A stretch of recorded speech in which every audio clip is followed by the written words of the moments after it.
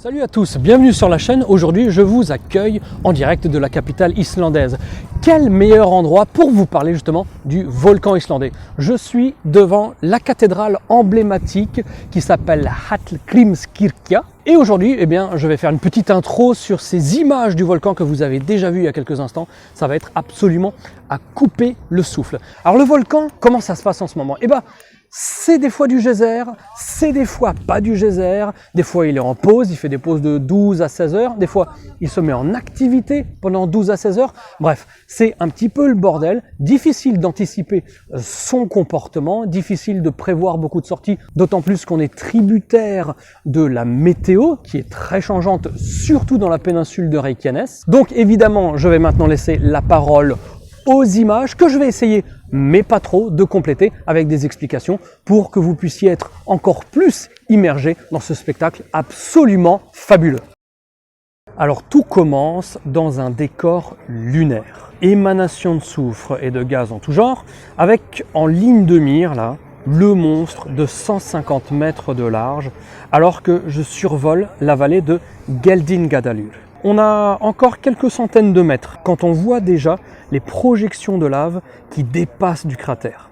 Là, franchement les amis, on comprend direct qu'on est sur le point de voir quelque chose d'absolument unique. Et puis effectivement, à mesure que je tourne autour du cratère et que je m'en rapproche, je prends la pleine mesure de cette folie. En plus, ajoutez à ça, il y a tout le contexte. On s'est levé à 4 heures du mat'.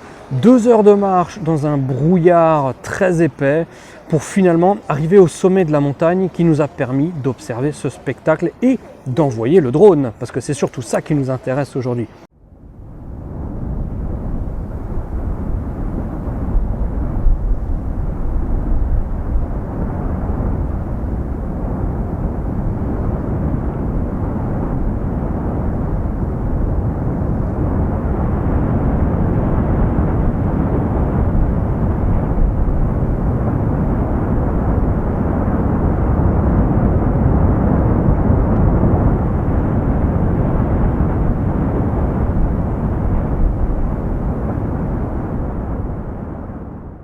Et cette marmite bouillonnante, elle est continue. C'est ça qu'on a découvert lorsqu'on a envoyé le drone. Des fois c'est continu, des fois il y a du geyser, des fois il y a des pauses. Ça aussi je vais consacrer des prochaines vidéos au cratère vide.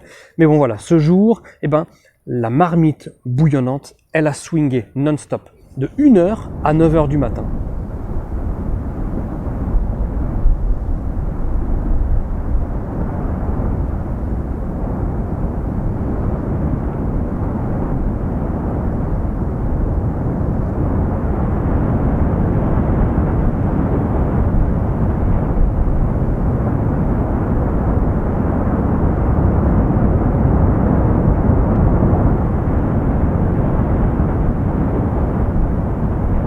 On a constaté ce spectacle absolument ouf et ensuite le volcan s'est arrêté, grosso modo 45 minutes seulement après le vol du drone. Donc un gros merci à ma bonne étoile.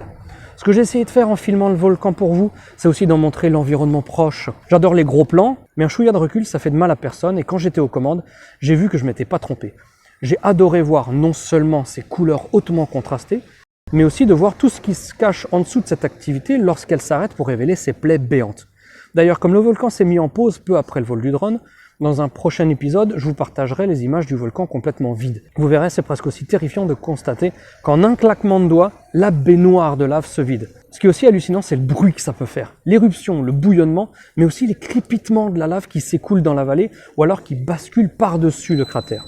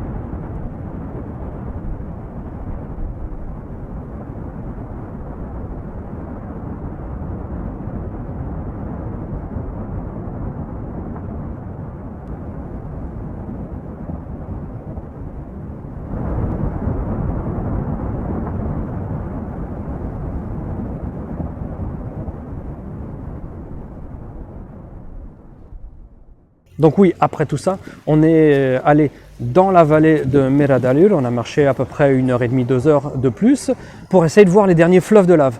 Mais il aurait fallu que la direction soit nord-ouest pour qu'elle se rapproche de nous. Bref, pas grave, là aussi, ça m'a permis de faire voler le drone et vous ramener des images que vous voyez maintenant à l'écran, tout aussi dingues, des cratères entrés en éruption depuis le 19 mars dernier, mais qui depuis sont devenus inactifs. Donc, on ne regrette rien, et puis ça fait beaucoup d'images incroyables à partager avec vous.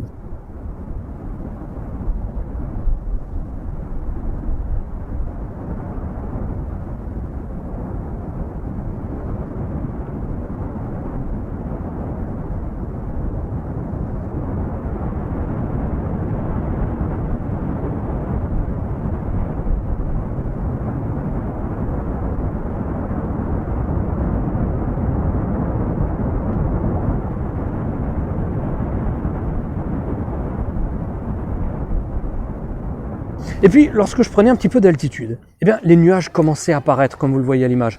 Et mêlé à cette Blau Moda, eh bien, il y a un côté science-fiction, film catastrophe, qui est tellement poignant que c'est difficile à expliquer.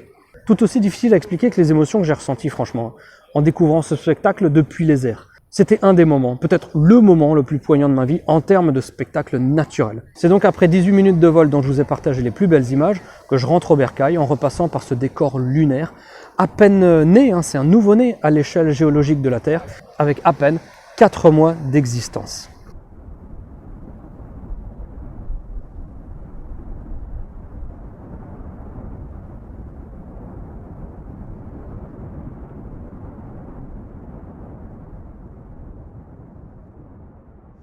Et voilà, alors que je suis au pied de la statue de Leifur Eriksson, j'espère que cette vidéo vous a plu. Et moi, bien entendu, je vous donne rendez-vous pour un prochain épisode sur la chaîne.